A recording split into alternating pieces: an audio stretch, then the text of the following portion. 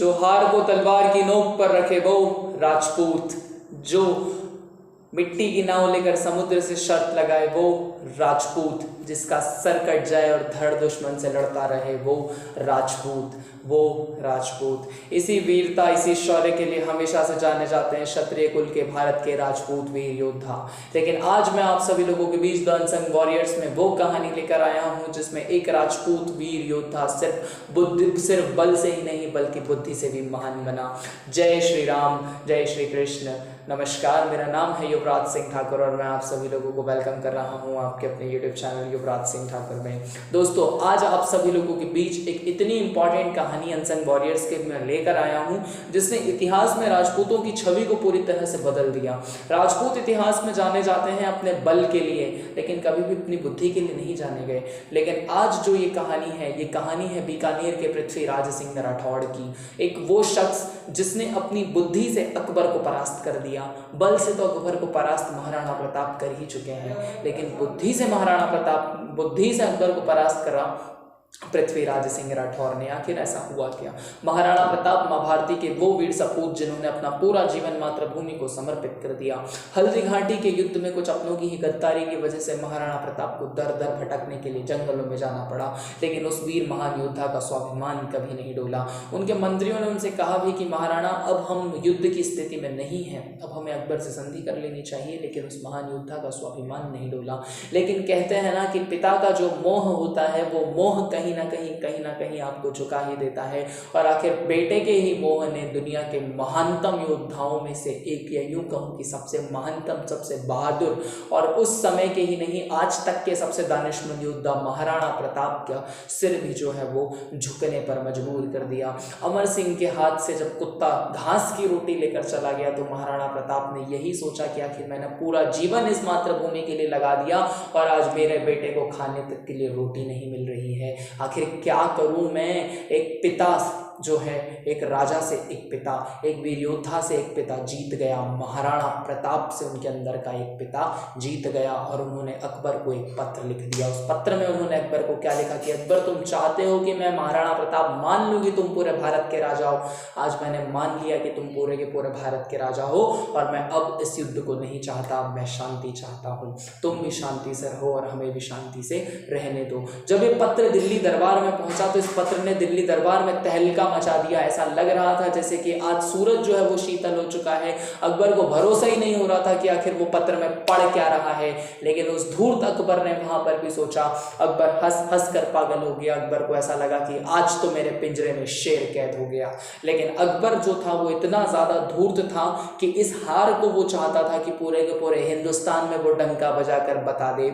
इसी वजह से महाराणा प्रताप के सबसे बड़े भक्त बीकानेर के पृथ्वीराज सिंह राठौड़ को अकबर ने वहां पर एक पत्र लिखा और पत्र लिखकर पृथ्वीराज सिंह राठौर को तुरंत दिल्ली बुलाया गया। जैसे ही पृथ्वीराज सिंह राठौर का दिल्ली में आगमन हुआ, दिल्ली में दरबार लगा हुआ था, अकबर के सभी दरबारी दरबार में मौजूद थे और उस भरे दरबार में पृथ्वीराज सिंह राठौर की मूंछों को पृथ्वीराज सिंह राठौर ने जब ताव दिया तो अकबर ने मुस्कुराते हुए महाराणा प्रताप का पत्र पृथ्वीराज सिंह राठौर के हाथ में रख दिया और कहा कि पृथ्वीराज, ये पत्र है तुम्हारे स्वामी का, इस पत्र को एक बार पढ़ो अपनी मूंछों को ताव देने से पहले। जब पृथ्वीराज सिंह राठौर ने उस पत्र को खोला और उस पत्र को पढ़ना शुरू किया, जब पृथ्वीराज सिंह राठौर के पैरों तले से जमीन खसक गई। पृथ्वीराज सिंह राठौर को भरोसा ही नहीं हो रहा था कि आखिर आज वो इस पत्र में क्या पढ़ रहे हैं। ये पत्र महाराणा प्रताप का है। इस पत्र में आखिरी में मेवाड़ राजवंश की मोहर है और महाराणा प्रताप के हस्ताक्षर है। आखिर इतिहास में इतनी बड़ी चूक हो कैसे गई? आज अगर इस पत्र ने वास्तविकता बन गई तो ये इतिहास महाराणा प्रताप और महाराणा प्रताप के सभी वीर सामंतों के बलिदान को भूल जाएगा। ये इतिहास मेवाड़ के बलिदानों को भूल जाएगा और ये इतिहास महाराणा प्रताप को महान नहीं, महाराणा प्रताप को गुलाम के तौर पर याद रखेगा। ये सारी बातें दिल्ली दरबार में अकबर सामने बैठा है, उसके दरबारी पृथ्वीराज सिंह पर हंस रहे हैं और पृथ्वीराज के दिमाग में चल रही है उस महान देशभक्त के ऊपर उस वक्त क्या बीत रही होगी जब जिसके ऊपर आज़ादी की सारी उम्मीदें टिकी हो, वही स्वतंत्रता का सबसे बड़ा योद्धा आज परतंत्र होने की बात कर रहा है। ऐसे में पृथ्वीराज सिंह राठौर ने अपनी चतुरता, अपनी बुद्धिमानी का प्रमाण दिया और अकबर से कहा कि जहाँ पना, ये पत्र तो आपको महाराणा प्रताप ने लिखा है, लेकिन फिर भी मैं एक बार इस इस पत्र को अगर आप आज्ञा दे तो परखना चाहता हूँ, आप हुक्म दे तो परखना चाहता हूँ। अकबर जो कि अपने अभिमान में डूबा हुआ था, उसने पृथ्वीराज सिंह राठौर की बात के ऊपर बिल्कुल भी गौर न किया और पृथ्वीराज सिंह राठौर को कह दिया कि मैं हिंदुस्तान का बादशाह जलालुद्दीन मोहम्मद अकबर तुम्हें आदेश देता हूँ, तुम्हें हुक्म देता हूँ कि तुम्हें इस पत्र को परखना है तो तुम एक बार नहीं 50 बार परख लो। पत्र परखने के लिए बस यही कहने की देर थी और पत्र परखने के लिए पृथ्वीराज सिंह राठौर ने एक पत्र मेवाड़ में महाराणा प्रताप के लिए लिख दिया। उस पत्र में क्या ही लिखा था, उस पत्र में जो लिखा था उसने महाराणा प्रताप के पैरों तले की जमीन खसका दिया कि पृथ्वीराज सिंह राठौर ने उस पत्र में ऐसा लिख क्या दिया था। आइए देखते हैं पृथ्वीराज सिंह राठौर के पत्र को। जय कलिंग जी, महाराणा प्रताप के चरणों में कोटि कोटि प्रणाम। बीकानेर से मैं पृथ्वीराज सिंह राठौर दिल्ली दरबार से आपको पत्र लिख रहा हूँ। आज दिल्ली के दरबार में अपनी मूंछों को ताव देते हुए मेरा हाथ कांपने लग गया।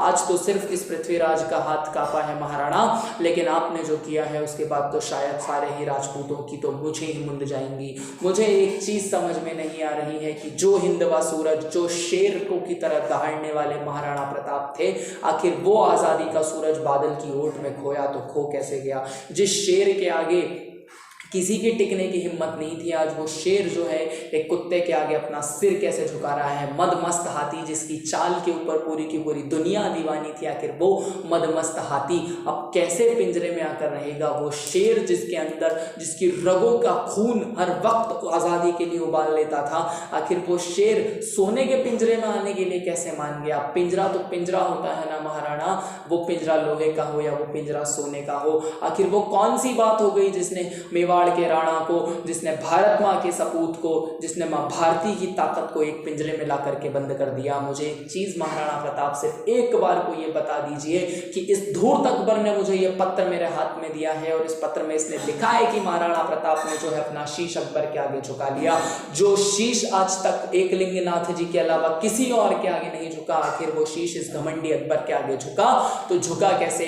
सिर्फ इतना बता दो महाराणा, सिर्फ इतना बता दो कि अब जब मैं मेरी मूंछों को ताव दूंगा तो मैं किसके नाम पे मेरी मूंछों को ताव दूं। ये राजपूताना की धरती जो कि प्रताप का नाम सुनकर जिसका रोम रोम खिल उठता था, अपने बेटे के नाम से जिसका रोम रोम खिल उठता था, अपने बेटे की हार, अपने बेटे का बलिदान जिसको स्वीकार था, लेकिन अपने बेटे का सिर झुकाने के बाद में शर्म से राजपूताना की धरती मर जाएगी। महाराणा मुझे एक बात बता दो, आपके जिंदा रहते आपकी ये माँ आज असहाय कैसे हो गई, आज बेसहारा कैसे हो गई। वो कौन सा लालच आपको आ गया जिस लालच से आपने अपनी दास्तां जो है वो स्वीकार कर लिया। देर थी दोस्तों सिर्फ इस पत्र के महाराणा प्रताप के आगे खुलने की। जैसे ही महाराणा प्रताप ने वो पत्र पढ़ा, महाराणा प्रताप की आंखों में एक बार फिर खून उतर आया। वो जो शौर्य महाराणा प्रताप का बेटे के प्रेम में एक पिता महाराणा प्रताप से जीत गया था, फिर महाराणा प्रताप की तलवार ने टंकार ले ली। महाराणा प्रताप के अंदर के रक्त, उनके धमनियों का रक्त एक बार फिर उबलने लगा। इस बार जब महाराणा प्रताप के धमनियों का रक्त उबला, बस रक्त उबलने की देर थी। महाराणा प्रताप ने एक पत्र फिर पृथ्वीराज सिंह राठौर को लिख दिया कि ऐ पृथ्वीराज सिंह, अपनी जुबान पर लगाम दो और अपनी मूंछों पर ताव दो। मैं एकलिंग दीवान मेवाड़ रतन महाराणा उदय सिंह का पुत्र, महाराणा सांगा का पौत्र, बप्पा रावल का वंशज प्रताप सिंह सिसोदिया आज इस चीज का वचन देता हूं कि जब तक मेरी धमनियों में एक भी बूंद रक्त बाकी है, जब तक मैं लड़ूंगा, मैं लड़ूंगा, मैं लड़ूंगा। अकबर की गुलामी स्वीकार नहीं करूंगा। मैं रहूं या ना रहूं, मेवाड़ धरा हमेशा आजाद थी, आजाद है और आजाद रहेगी। तुम बेझिझक अपनी मूंछों को ताव दो, क्योंकि एक शेर कभी भी कुत्ते के आगे नहीं झुकता। और किस बादल की ताकत है कि उगते हुए सूरज को रोक ले। मुझे एक बार को वो कहानी बता दो जब तुमने देखा हो कि सूरज को बादल ने रोक लिया हो। मेरा नाम प्रताप सिंह है, मेरी तलवार की धार अभी इतनी कमजोर नहीं हुई। अभी तो मेरा चेतक के जाए को, मेरा दिल का जख्म तक हरा है। उस अकबर को तो मैं कहीं से भी नहीं छोड़ूंगा। तुम चिंता मत करो पृथ्वीराज, मेरे होते राजपूताना की ये धरती, मेरे होते मेरी माँ कभी भी शर्मसार नहीं होगी। उसके बाद जो हुआ दोस्तों वो आप सभी लोग जानते हैं। महाराणा प्रताप ने अकबर से चित्तौड़गढ़ और कुंभलगढ़ के किले के अलावा पूरा का पूरा मेवाड़ वापस जीत लिया।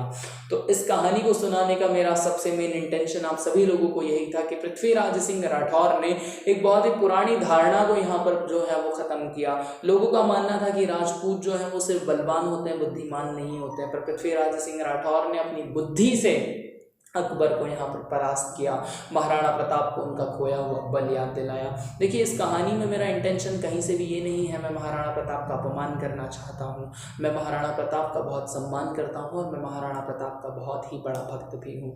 लेकिन ये जो रियलिटी है, डॉक्टर कन्हैया लाल सेठिया ने मायन भाषा में कविता लिखी है, पीथर और पाथर की कविता, और उसी में इस चीज़ को जो है वो डिपिक्ट किया है। वहीं से ये कहानी जो है मैं आपको सुना रहा हूँ। और इस कहानी के कई सोर्स महाराणा प्रताप की कई किताबों में मिल जाते हैं। और एक पिता की भावनाएं अगर कहीं किसी इंसान पर हावी हो जाती है तो इसका मतलब ये नहीं है कि वो इंसान कायर हो जाता है या फिर वो इंसान डरपोक है। महाराणा प्रताप एक शेर है, वो शेर की तरह रहे हैं और वो आज भी शेर की तरह रहते हैं। और महाराणा प्रताप के अंदर का पिता अगर एक बार जीवन में महाराणा प्रताप पर हावी हो गया तो क्या हो गया। हमारे पिता भी तो हमारे लिए कुछ भी कर जाते हैं, तो महाराणा प्रताप को क्या इतना अधिकार भी नहीं है कि वो अपने बेटे को रोटी दे दे। इस आधार पर बहुत सारे लोग महाराणा प्रताप को गलत बता देते हैं, लेकिन महाराणा प्रताप को गलत बताने का ये आधार बिल्कुल भी सही नहीं है। द अनसंग वॉरियर सीरीज की इस दूसरी कहानी में बस अब मुझे दीजिए इजाज़त। आप तब तक हंसते रहिए, मुस्कुराते रहिए, खुश रहिए। और अगर आपको पृथ्वीराज सिंह राठौर के बुद्धिमानी की कहानी अच्छी लगी हो तो इसे अपने दोस्तों के साथ जरूर शेयर कीजिएगा। जय कलिंग जी, जय हिंद।